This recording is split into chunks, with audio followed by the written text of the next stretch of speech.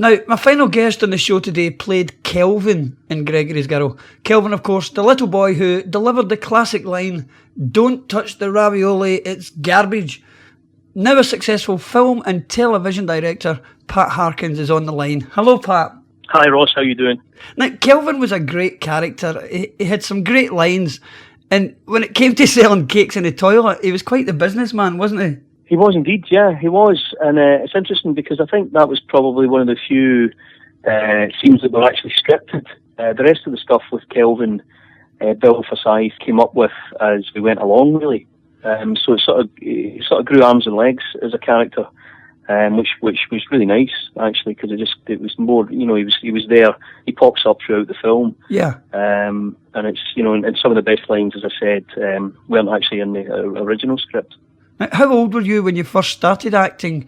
Were you part of the Glasgow Youth Theatre as well? No, I wasn't. I was afterwards. I was part of the Glasgow Drama Workshop. But I think it was probably around the time of Gregory's Girl, maybe after. I can't really remember. But I had been doing a drama club at school and stuff like that, and the odd little bit of theatre. So I hadn't really done an awful lot before Gregory's Girl. So how did you land the role of Kelvin? Can you remember your first meeting with Bill? I think the first meeting I had was the audition with Bill, and it was. I think they came at the school and were obviously looking for that part to be cast, and I think it was one of the few little parts that were still left.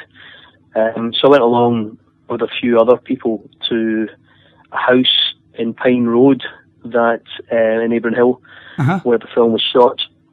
And I think that was where they had a production base, and we had a little audition there, and I don't remember too much about the audition. I think we got to do it a few times and spoke to Bill and stuff, and then they got back to us pretty soon after, maybe a week or two afterwards, and said that I'd been lucky enough to get a part, so wow. That was that.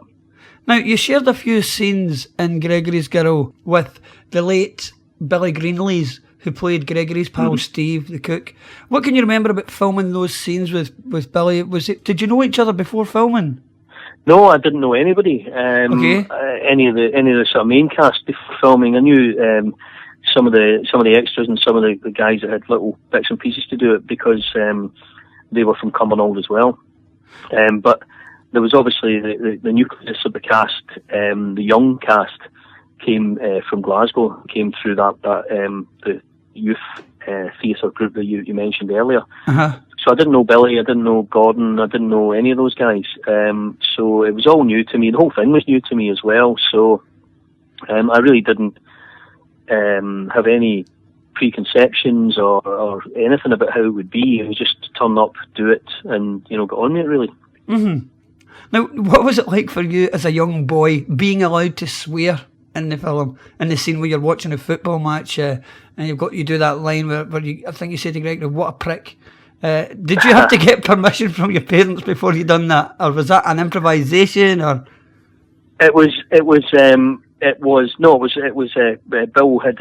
Bill asked us to say it basically, but again, I don't think that was in the original script, and I think we've probably done a few variations on it, and then he just said, "Well, why don't you say this?"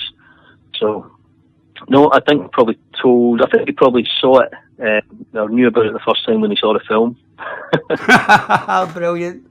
Now, everybody's been telling us their sort of personal memories of shooting the film. Do you have any sort of anecdotes or funny stories that you can share? Anything you can remember from filming that stands out?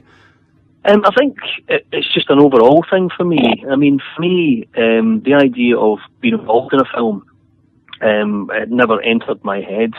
For me, people who made films were like alien beings. The chances of coming across anybody or being involved in that world was so far removed from where I come from and what I was doing at the time and all that.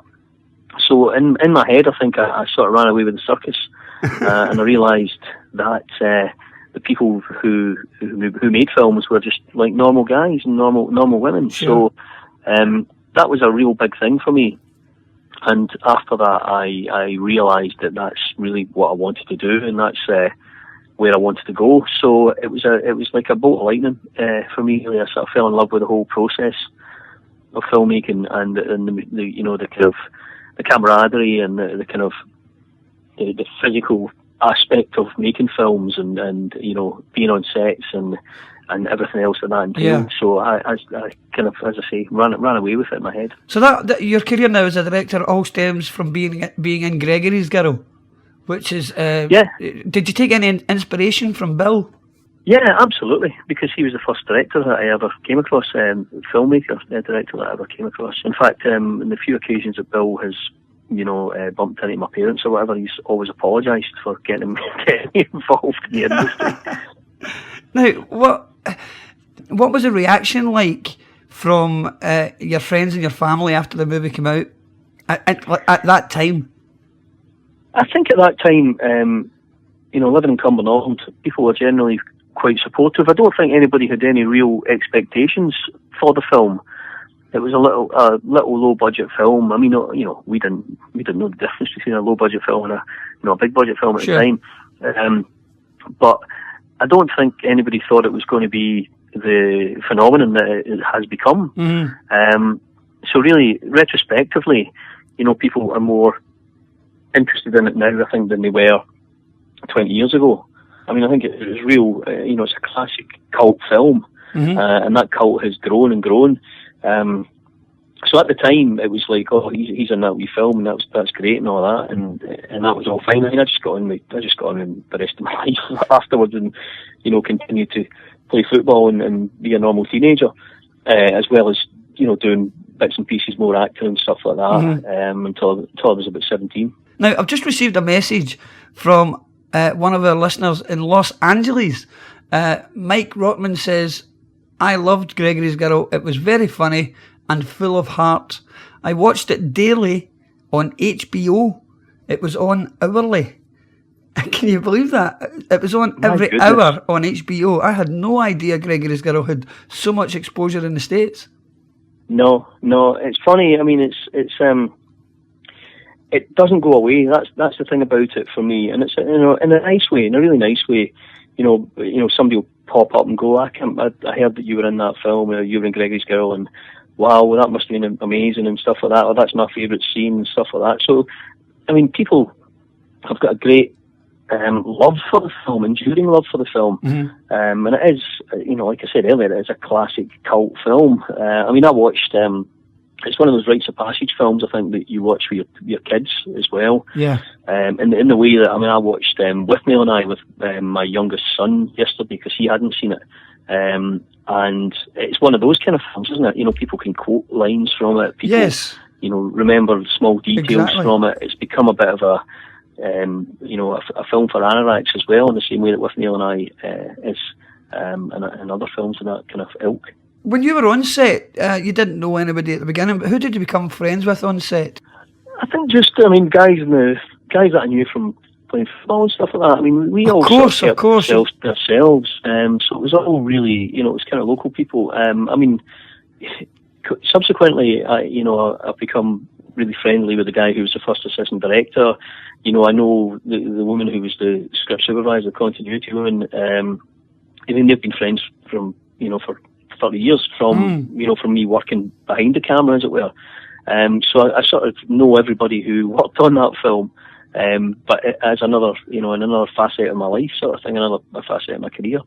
So, but at the time, it was very much not them and us in a them and us kind of way. It was just that they were the filmmakers who were coming into town, and we were the local kids who, and some of us got involved in it. And you know, I would do a little bit of you know, helping, you know, be a runner in the, you know, on the set and stuff like that, and going over the fish and chips round the corner for people at lunchtime and stuff like that, you know, going and order 20 fish suppers or whatever it was. So I guess that kind of got me hooked on that aspect of it as well, and the production aspect of it. Now, Alison Forster, who played Gregory's little sister Madeline in the movie, her voice was dubbed. And a lot of people didn't know that her voice was dubbed, and she didn't know herself until she saw the movie. And we're trying to find out who provided the voice. Now, just before you called in, Tom Urie called in to say that he reckons it was Mercedes McGurn. Can you shed any light on that?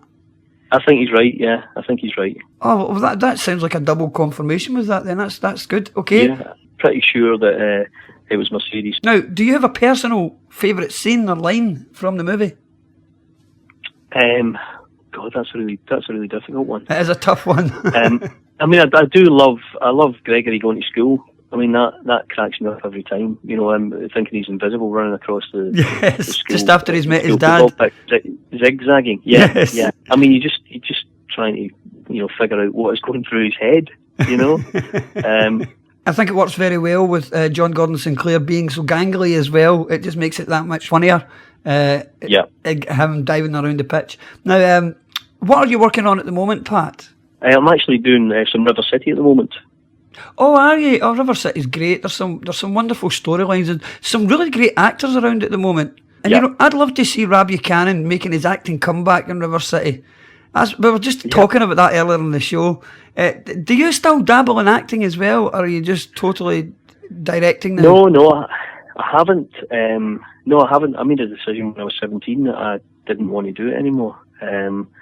So I've been involved. I was a prop man for about 10 years after that, working in films, and then I started directing after that. Really, so I've been doing that I've been directing for about 20 years. So no, I've got no ambition to be in front of the camera. Absolutely not.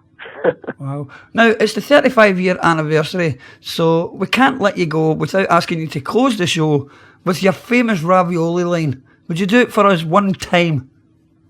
Okay, absolutely. Don't touch the ravioli. It's garbage. Brilliant. Thanks, Pat. Listen, best of luck with your career. We wish you all the very best of success. Thanks for taking time out to join us today on the show. Thanks very much, Ross. Take care. Cheers, mate. Thank you. Cheers, Bye. Pat. Bye. Black Sky Radio.